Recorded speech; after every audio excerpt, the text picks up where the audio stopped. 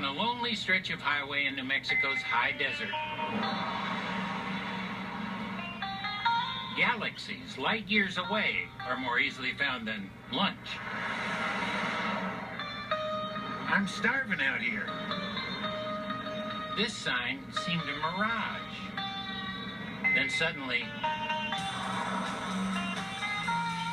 the Pioneer Restaurant appeared.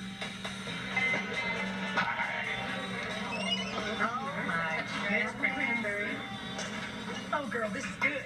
Yeah, this is wonderful. Delicious. Is this a poo-poo platter of pies? It's a plethora of pie. Good grief. There's more. When proprietor Kathy Knapp first came here on a family road trip 20 years ago, Pie Town was just an illusion.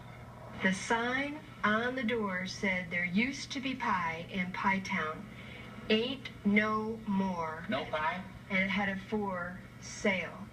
And my mother said, you buy it, I'll bake the pies, they'll come. It's Pie Town. Which seemed a rather impulsive reaction. You see a place that's closed and you're on vacation and you just buy it. Well, my mother wanted to put the pie back in Pie Town because she knew she could. She was a pie lady. And did people come? No. Not at first. I need pie. Voila. Oh, my God. But today, pie pilgrims come from far and wide. 300 miles just for a piece of pie. And I see them wanting to take their kids on a road trip, like my mother took us, and get off the highway and go to the little strange places where people still talk to people and let their children feel that experience that they're not going to get on an interstate. That's great. Oh, boy. What would the next one be? Phil, I think we're out of pie after this. They're running out of pie. Astonishingly, a second pie place, the Good Pie Cafe, opened just down the road. Owner and baker, Michael Rawl. Kathy's a wonderful woman, but are your pies better? Of course. No, you know, people would love to see us like in some sort of mean competition, but we're actually good friends, and we alternate our days open so that there's always a place open for people. There is a responsibility to have pie here. I feel it. An obligation. It is. I'm starving. How about you? These guys had ridden all the way down the Continental Divide Trail from Canada. Been looking forward to this for, what, about 10 days of motorcycle riding? Man, that is so good.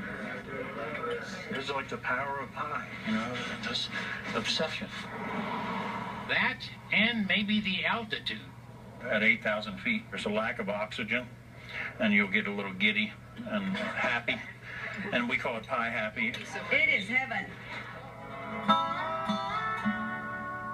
So, how did this high, happy place come by its name? Why not Capeville or Profiterole Heights? In 1922, a guy named Clyde Norman was headed across this U.S. Highway 60, and it was the first coast-to-coast highway. And he broke down and started making pies on the side of the road in order to get going again. Hence the name, Pie Town.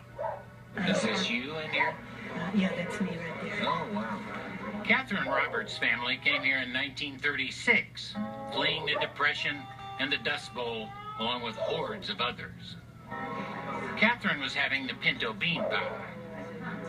The cowboys would come from ranches over there, you know, going one way or the other, and they would stop, and the cowboys started saying, let's stop at Pie Town. Over the years, such hard-scrabble pioneers settled Pie Town. Pioneers like Kathy. She put the pie back in Pie Town. And what kind of pie are you having? Apple cranberry. I love that pie. And there's only one way to get it. It's perishable. It's a point-of-purchase pie. They smell great. They are great. You got to come to Pie Town to get a Pie Town pie. It's worth the drive.